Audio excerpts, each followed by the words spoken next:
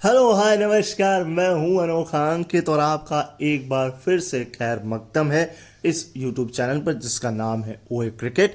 यहां पर हम सिर्फ बात करते हैं क्रिकेट और क्रिकेट की। लास्ट एपिसोड को आप लोगों ने प्यार थोड़ा कम दिया है, लाइक ठीक है लेकिन व्यू कम है, तो ऐसा करिए शेयर का बटन दबा दीजिए ताकि बाकी लोगों को भी उसके बारे में पता लग सके।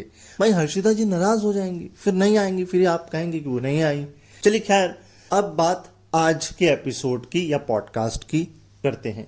दरअसल आज है प्लेयर स्टार्ट स्पेशल, जहां हम बात करेंगे शाहीन शाह अफरीदी, वेंकटेश अय्यर और विनोद कामली की। अब आप सोच रहे होंगे विनोद कामली का जिक्र इस वक्त क्यों हो रहा है, तो ये तो आपको ये पॉडकास्ट सुन के पता लगेगा, लेकिन मैं आपको एक इंफॉर्मेशन दे दूं, वो ये कि ये पार्ट 1 है और इसका पार्ट 2 बहुत जल्द आएगा जिसमें और भी कमाल के खिलाड़ी होंगे।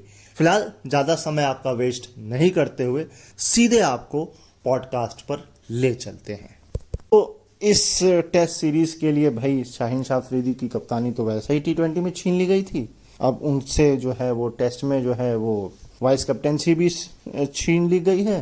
तो मेरे हाथ शाहीन शाह अफरीदी के कुछ स्टैट्स नजर आए हैं। पहले स्टैट्स पर बात करते हैं, फिर शाहीन शाह पर भी बात करेंगे।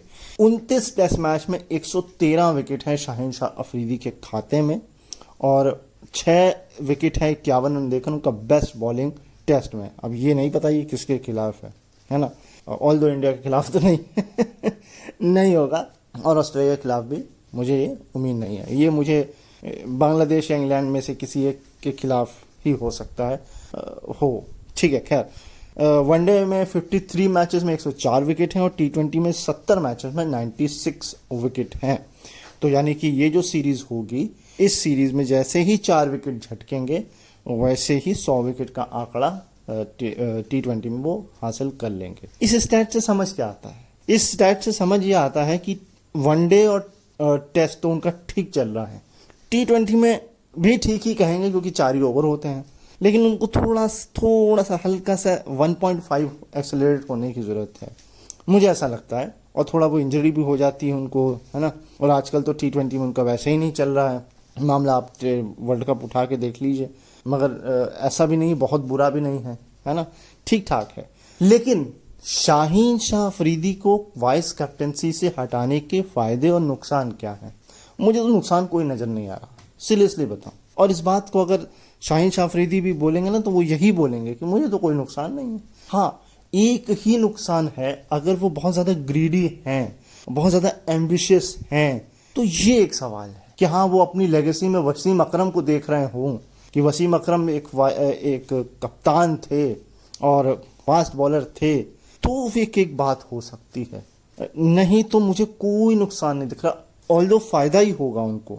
और वाइस कैप्टन भी कुछ मतलब नहीं होता है, सारा काम आजकल मैनेजमेंट, कोच और कप्तान का होता है। हाँ, अगर कप्तान होते तो मैं एक बार को कहता हाँ ये बहुत बड़ा उनके लिए नुकसान है कि भाई उनकी लीडरशिप पर भरोसा नहीं है ना, और टीम ने अच्छा नहीं किया है। लेकिन अब आप वाइस कैप्टन है तो वैसे भी कुछ नहीं है, वैसे भी 4 लोग खड़े होकर बॉलर से वैसे ही बतिया लेते हैं, तो आप वैसा ही बतिया लीजिए। तो यही एक होता है मुझे लगता है, और तो कुछ होता नहीं। या फिर हाँ, जब कप्तान नहीं होता है तो डिप्टी को कप्तान बनाया जाता है, तो वो तो रेयरेस्ट केस होता है ना। या आपका कप्तान ग्राउंड से बाहर चला गया तो थोड़ी देर के लिए वो सारी चीजें होती है, तो उस पर इतनी तवज्जो देने की जरूरत नहीं है। जब तक आपकी कप्तानी से आपका गेम इफेक्ट नहीं हो रहा है, आप कप्तान बने रहिए। और जब आपको लगे, सचिन ने 2 बार ये काम किया, जब उनको लगा कि मेरी बैटिंग इफेक्ट हो रही है इस पूरे सिनारियो से, भैया उन्होंने छोड़ दी, 2 बार छोड़ दी। अब कुछ लोग चिपके भी रह सकते हैं कि नहीं भाई, अरे यार रुतबा होता है, प्रेस कॉन्फ्रेंस होती है, रिपोर्टर्स पूछते हैं, हर बार भले मैन ऑफ द मैच ना मिले मगर बोलने को मिलता है, तो वो अलग चीज हो गई। लेकिन ये ठीक है। तो अब बात करते हैं विनोद कामली की। अब आप कहेंगे विनोद कामली कैसे आ गए? क्योंकि विनोद कामली इस हफ्ते चर्चा में थे। और चर्चा में क्यों थे भाई? चर्चा में तो वो हमेशा ही रहते हैं। अब उनका चर्चा किसी जमाने में श्रीलंका का, जब आपको याद होगा वर्ल्ड कप का शायद सेमीफाइनल मैच था शायद, या कुछ टूर्नामेंट था जहां वो रो रहे थे, ग्राउंड जला दिया गया था, कोलकाता का वो मैच था, है ना, आपको याद होगा वो अच्छे से मैच, मुझे बहुत अच्छे से याद है, मैंने वो मैच बाद में भले देखा हो बट देखा है उस मैच को मैंने। विनोद कांबली रो रहे थे, उसके बाद उन पर फिक्सिंग का साया, उसके बाद उनको जो है हमने टीवीज में देखा, मूवीज में देखा, राजनीति में, उन्होंने सब कुछ ट्राई किया, उन्होंने सब कुछ ट्राई किया, लेकिन कुछ नहीं चला सिवाय उनके क्रिकेट के। बट उनका क्रिकेट का करियर भी बहुत लंबा नहीं था। 93 कहीं में उन्होंने शुरू किया था और 2000 में जाकर उनका खत्म हो गया। खैर डोमेस्टिक क्रिकेट थोड़ा सा हल्का सा आ गया खिसका, मगर वो भी 2004 में जाके बंद हो गया।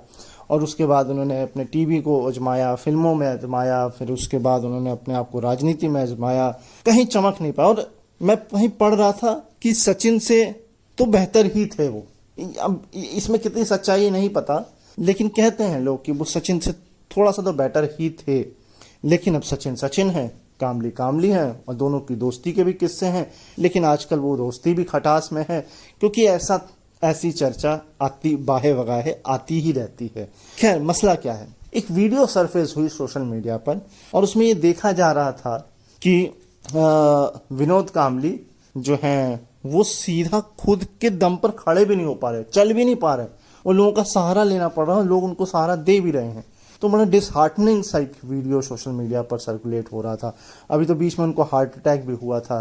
उन्होंने 2 शादियां की हैं, एक शायद उनकी चली नहीं, एक है अभी उनकी, उनसे कुछ है उनको बच्चे बच्चे। खैर उस पर नहीं जाएंगे, शायद उनकी पर्सनल लाइफ के अंदर इतना एक्सप्लोर नहीं करेंगे। तो ये मसला था विनोद कामली के साथ जो इस हफ्ते वो चर्चा में रहे। अब तो वो कहीं नज़र भी नहीं आते हैं आपको। पहले तो किसी टीवी के न्यूज़ चैनल में ही नज़र आ जाते थे, किसी रियलिटी शो में नज़र आ जाते थे, है ना। अब तो वो भी नहीं, जब से उनका हार्ट अटैक हुआ है। तो लोगों का यही कहना था कि सोशल मीडिया पर कि भाई सचिन को इनकी मदद करनी चाहिए। कुछ लोगों का ये कहना था कि भैया ये जो हालत उनकी हुई है इसके जिम्मेदार वो खुद हैं। तो बहुत सारी चीज़ें हैं और दुख लगता है एक। और कुछ ने तो ये कहा कि सरकार को मदद के लिए इनके लिए आगे आना चाहिए। कुछ ने ये मेरे को ये लगता है बीसीसीआई को मदद के लिए आगे आना। और मुझे ऐसा नहीं लगता कि बीसीसीआई उनको वो नहीं देती होगी, क्या पेंशन देती होगी, ज़रूर से ज़रूर पेंशन मिलती होगी। ऑल दो इस पर थोड़ी डिग करने की ज़रूरत है। लेकिन कुल मिलाकर के विनोद कामली की हालत जो दिखाई गई, अब इसमें मैं अगर इनह्यूमन हो जाऊं या अपने घोड़े दौड़ाने लग जाऊं तो वो अलग बात है। लेकिन जो दिख रहा है, जो दिखाया जा रहा है, या जो रिपोर्ट्स आ रही हैं, या जो लोग कह रहे हैं, उस हिसाब से तो ये बहुत ही दुखद समाचार है कि उनकी हालत इतनी भी अच्छी नहीं है। और मैं अभी पढ़ रहा था कि ग्राहम थॉर्प जो कि एक लेजेंड थे इंग्लैंड के, उनकी भी मृत्यु हो गई है। ऑल दो उन्होंने मुझे मीडिया रिपोर्ट्स और कई लोगों से सुनने को मिला कि 22 में उन्होंने सुसाइड की कमिट की थी। और उनकी वाइफ है, उनके 2 बच्चे हैं। और कहीं ना कहीं ये भी सुनने में आ रहा था कि ग्राहम थॉर्प को ऐसा लगने लगा था जीवन में कुछ है नहीं। तो ये सारी चीज़ें उनके साथ भी हो रही थी। उनको अफगानिस्तान का ऑफर भी मिला था हेड कोच का, लेकिन उससे पहले उनका जो एक्सीडेंट हुआ था एक शायद 2022 में, उसका वो ट्रीटमेंट करा रहे थे, है ना। हाँ वो एक्सीडेंट था या वो सुसाइड अटेम्प्ट था ये तो मैं नहीं कह सकता, ये एलिज्ड है। लेकिन वो ट्रेन से जब जा रहे थे तो गिर गए थे शायद ट्रेन से। अब जो कुछ भी था वो 2022 की एक कहानी है। सो वो नहीं बन पाए अफगानिस्तान के कोच। तो होती हैं चीज़ें। हम चीज़ों को अपने लेंस से देखने की कोशिश करते हैं। हम उसका 360 व्यू शायद नहीं देखते हैं। और कहीं ना कहीं ये बात भी है कि हमको ये लगता है अरे विराट कोहली, अरे रोहित शर्मा, क्या ही लाइफ है, सब कुछ बढ़िया है। लेकिन जो उनके दिमाग में मेंटल बैटल चलती है और जो वो फिजिकल ट्रेनिंग जो लेते हैं ना, वो समझ सकते हैं। और हो सकता है कुछ खिलाड़ियों की अच्छी हो लाइफ, बहुत अच्छी हो, और हम तो दुआ करेंगे आप भी जो सुन रहे हैं उनकी लाइफ भी बहुत अच्छी हो, बिल्कुल राजा महाराजाओं ज़्यादा ठाट बाट हो। लेकिन ऐसा होता नहीं है। और जो है बेसिकली हम बस एज्यूम कर लेते हैं सारी चीज़ें, अरे सब अच्छा है, सब बढ़िया है। फिलॉसफी झाड़ रहा हूँ ना क्रिकेट के शो में। चलो खैर, विनोद कामली के थोड़े स्टैट्स आपको बता देता हूँ कि उनका करियर कैसा रहा। अपने करियर में विनोद कामली ने 17 टेस्ट और 104 वनडे मैच खेले। ये सुन के भी आपको थोड़ा सा, देखिए उस जमाने में वनडे कम होते थे बट वनडे से भी कम टेस्ट होते थे, है ना। खैर कोई बात नहीं। तो जो उनका 17 टेस्ट है उसमें एक कमाल का रिकॉर्ड है कि उन्होंने जो पहले 7 मैच खेले थे उन 7 मैच में से 4 तो उनके शतक ही थे। कमाल ही रिकॉर्ड है। और 17 मैचों में उनके टेस्ट में 1088 रन है। अच्छा रिकॉर्ड है। 17 में 1088 रन अच्छा रिकॉर्ड है।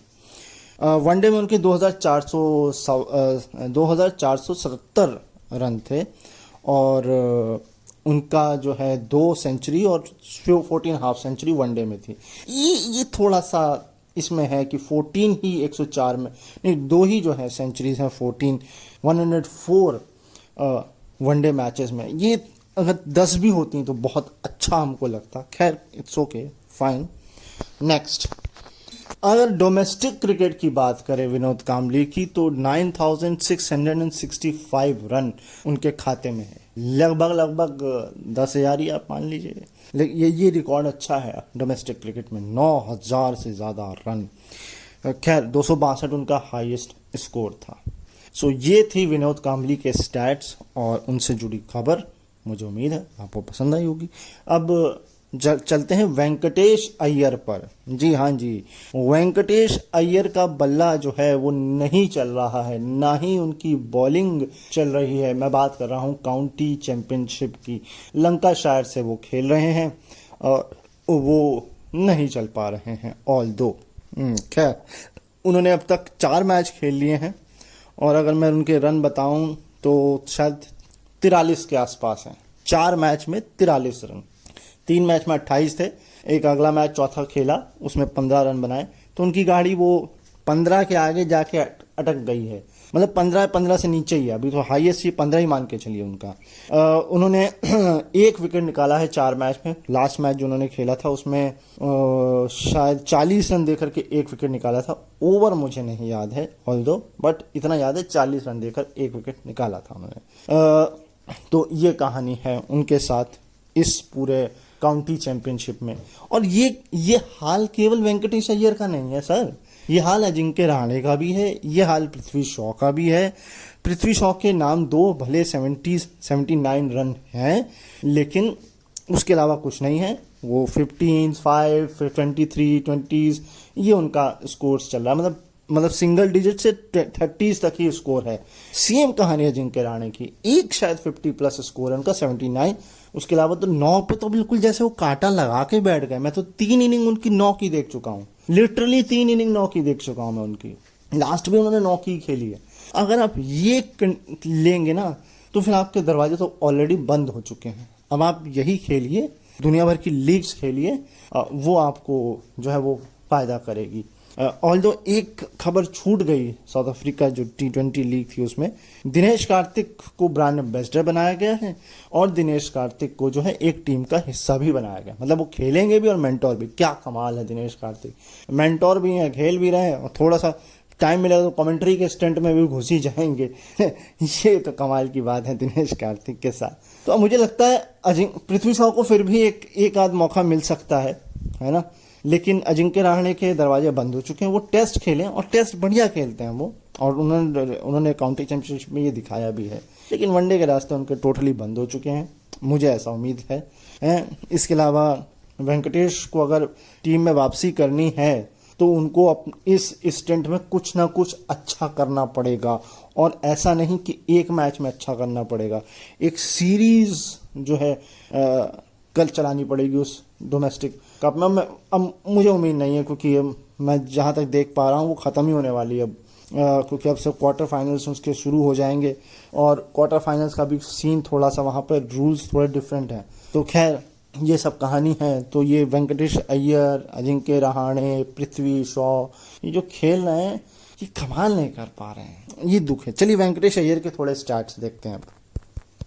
तो भाई एक ही स्टैट है वेंकटेश अय्यर के हवाले से जो मेरे पास है, वो IPL 2024 का है, क्योंकि बाकी मैं आपको ऑलरेडी बता चुका हूँ, है ना। सो 14 मैचेस में 370 रन हैं उनके IPL 2024 में।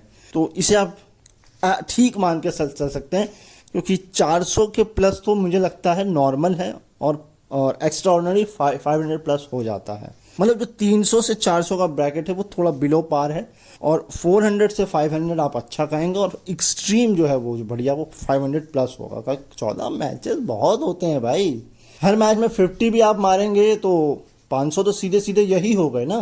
तो इसीलिए मैंने आप कहा ये थोड़ा बिलो पार है, मतलब जो 300 से 400 का बीच का ब्रैकेट है। चलिए आपको एक वैसे इनका मैं बता दूं, डेब्यू 2021 में इन्होंने किया था, बट एक ही साल इनको मिला, उसके बाद टीम से इनको बाहर का रास्ता दिखा दिया गया। खैर अभी दोबारा उनकी एंट्री कब होगी ये नहीं। ये तो था आप लोगों के लिए एपिसोड या पॉडकास्ट। अब आपकी जिम्मेदारी ये बनती है हमको ये बताने की कि ये आपको कैसा लगा। बताने के लिए लाइक है, डिसलाइक है, कमेंट है, करिए। आप नहीं करेंगे तो हमको इम्प्रूवमेंट करने के लिए कैसे पता चलेगा? तो हमारी इम्प्रूवमेंट के लिए आपको ये करना पड़ेगा। जैसे कि हमने इस एपिसोड में केवल खिलाड़ियों के स्टैट नहीं बल्कि उनकी परफॉर्मेंस का एनालिसिस भी किया है। तो जाने से पहले हर बार की तरह एक बात कहूँगा, और वो ये कि अपना ख्याल रखिए, मुझे अपने दिलों में याद रखिए, और सुनते रहिए ओए क्रिकेट का ये यूट्यूब चैनल। बहुत जल्द आपसे फिर मुलाकात होगी इसके पार्ट 2 के साथ। तब तक के लिए नमस्कार।